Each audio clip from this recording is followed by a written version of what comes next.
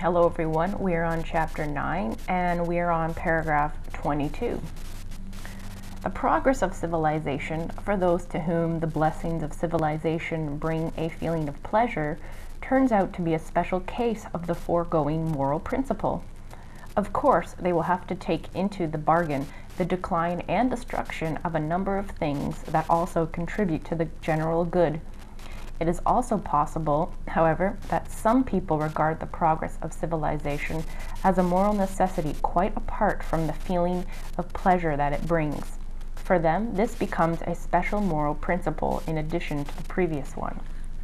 And 22 is summarized as follows. The principle of progress of civilization is a special case of the above principle. It is important to realize that the destruction of things can contribute to the general good. Some see progress of civilization as a moral necessity and as separate from the feeling of pleasure serving civilization brings.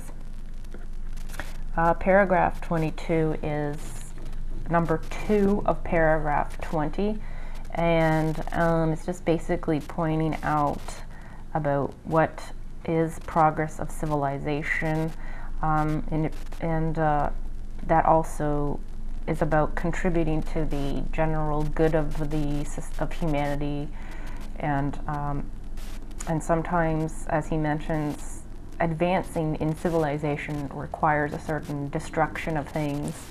As you can obviously see, for example, like if you're building roads, you obviously have to destroy the one that you have to rebuild a new one. So that's what he means by that. And again, the feeling of pleasure one gets from progressing with civilization is a separate issue, and many regard it as a moral necessity. And so that can operate as a motive, and that is a second level of motive. And we're going to move on to 23. The principle of the progress of civilization, like that of the general good, is based on a mental picture, that is, on the way we relate the content of our moral ideas to particular experiences, that is, percepts.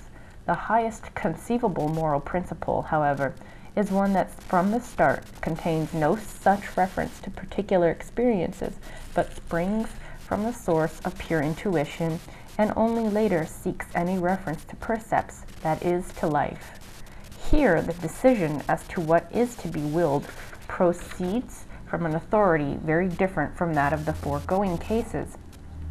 If a man holds to the principle of the general good, he will, in all his actions, first ask what his ideals will contribute to the general good.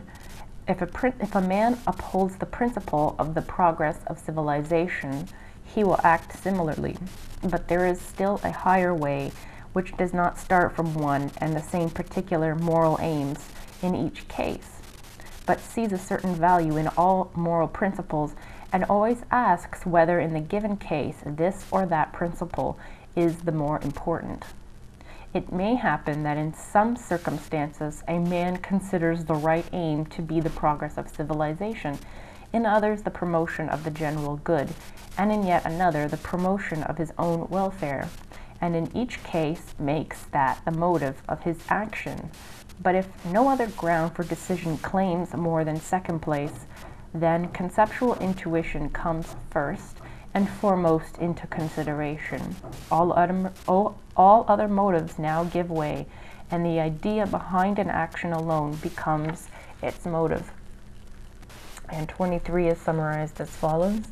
The principle of the progress of civilization is based on a mental picture, on our ideas, and our particular experience, that is, our percepts. The highest moral principle is one that contains no reference to an experience, but springs from the source of pure intuition, and only later seeks any reference to percepts, to life. It is the idea behind an action that becomes its motive. And basically, 23 begins to point out the principle of 3 in paragraph 20. As he says before, he says the progress of civilization, this principle and the principle of general good, which are principles 1 and 2 in paragraph 20, these are based on a mental picture. But for Steiner, the highest moral principle one could have is when we do an action out of a pure intuition, and then later on we seek any reference to percepts. Basically, what pure intuition is all about is that it doesn't have any particular principle that it follows.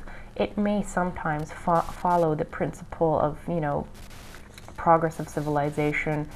It may follow the principle of the general good, but what an intuition does is it does what's the right action at the right time, and this action may not be needed in other circumstances. So it's basically doing and responding to each circumstance as appropriate. And so if you're following your pure intuition, you don't particularly have a set of rules, because everything is always in flux in life, and so you're always acting upon what you think at that moment is appropriate. And that is what he argues is the highest principle.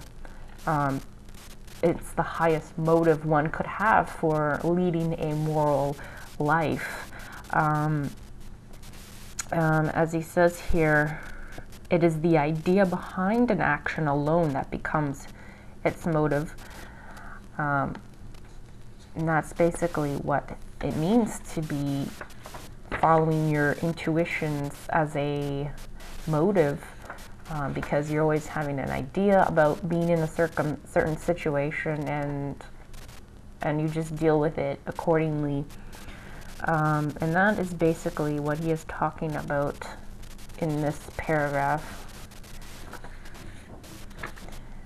So that's all we're going to cover for today. So if you have any questions or comments, just send me a message. Have a good day.